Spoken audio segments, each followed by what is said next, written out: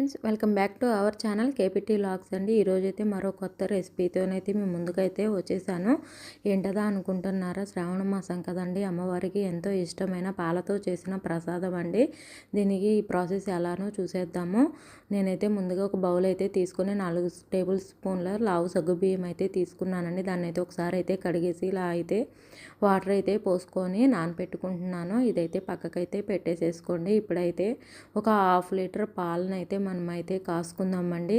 1/2 litre పాలైతే తీసుకున్నాను. ఈ 1/2 లీటర్ పాలైతే మనకైతే కరెక్ట్గా సరిపోతాయి. ఇంకా స్టవ్ అయితే వెలిగించేసుకొని ఈ పాలైతే ఒక పక్కనైతే కాసుకుందామండి. చూడండి, నేనైతే ఒక పక్కకైతే పెట్టేసేసాను. మరి ఇంకో స్టవ్ అయితే వెలిగించి ఇంకా మనమైతే ప్రసాదం ప్రిపేర్ చేసుకోవాలి కదా. ప్రాసెస్ లేట్ అవుద్దని చెప్పేసి నేనైతే ముందరగా పాలు కాసుకుంటున్నాను. ఇంకా ప్యాన్ అయితే పెట్టేసేసుకున్నాం. దానిలో ప్యాన్ అయితే హీట్ అయిన తర్వాత 2 టేబుల్ స్పూన్ల గీ అయితే యాడ్ చేసుకోండి. కొంచెం ఎక్కువైనా కూడా పర్వాలేదు. ఈ ప్రసాదానికి నెయ్యి ఎక్కువగా ఉంటేనే బాగుంటుందండి. అందులో ఈ పూల్ మకానా కూడా ఫ్రై అవ్వాలి.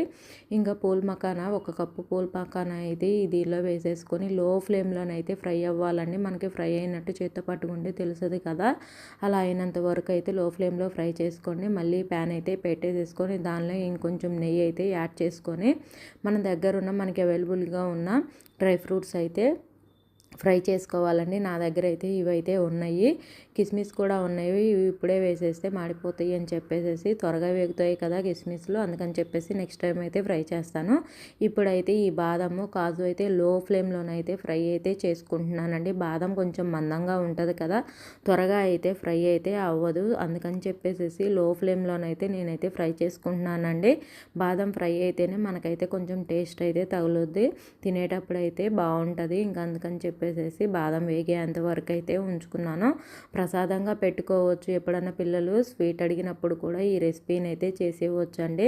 ఇంకా మనకి డ్రై ఫ్రూట్స్ ఫ్రై అయిపోయినాయి కదా, నేనైతే ఇంకా కిస్మిస్ కూడా ఫ్రై చేసుకుంటున్నానండి. అవైతే వితిన్ సెకండ్లో ఫ్రై అయిపోతాయి. కిస్మిస్ కూడా ఫ్రై అయిపోయిన తర్వాత పక్కకైతే తీసేసుకుంటున్నాను. ఇంకా అదే ప్యాన్లో మనం ముందలుగా పాలు అయితే కాసి పెట్టుకున్నాం కదా, ఇంకా ఆ పాలు అయితే తగినన్ని అయితే పోసుకుంటున్నానండి. అచ్చంగా పాలతోనే కాదు, కాసిన వాటర్ కూడా యాడ్ చేసుకోవచ్చు.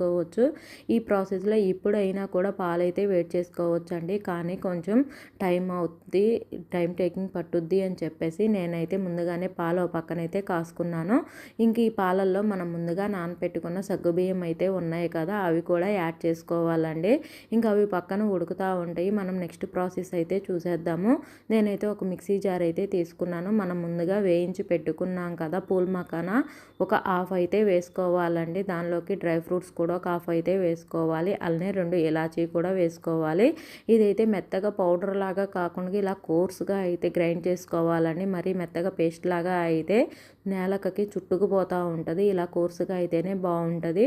చూడండి, మనకి సగ్గుబియ్యం అయితే ఉడుకుతుంది.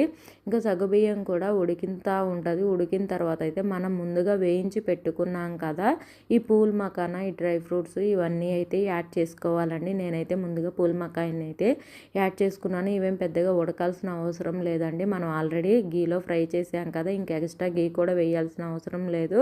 ఇంకా మనం పౌడర్ చేసుకున్న మిశ్రమాన్ని కూడా దీనిలోకి అయితే వేసుకొని ఒకసారి అయితే కలుపుకుందామండి. ఇలా గంటతో ఒకసారి ఏమి లేకుండా కలుపుకోండి నీట్గా. దీనిలో కొంచెం లూజ్గానే ఉండాలండి, ఆరిపోతే మనకి థిక్ అవుతుంది. ఎందుకంటే సగ్గుబియ్యము మళ్ళీ ఎక్స్ట్రా ఈ పౌడర్ కూడా యాడ్ చేస్తున్నాం కాబట్టి.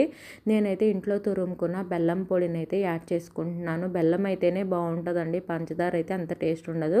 అందులో అమ్మవారికి నైవేద్యంగా అయితే పెట్టేది కదా, పాలు బెల్లం అంటే అమ్మవారికి చాలా ప్రీతి, చాలా ఇష్టం కూడా.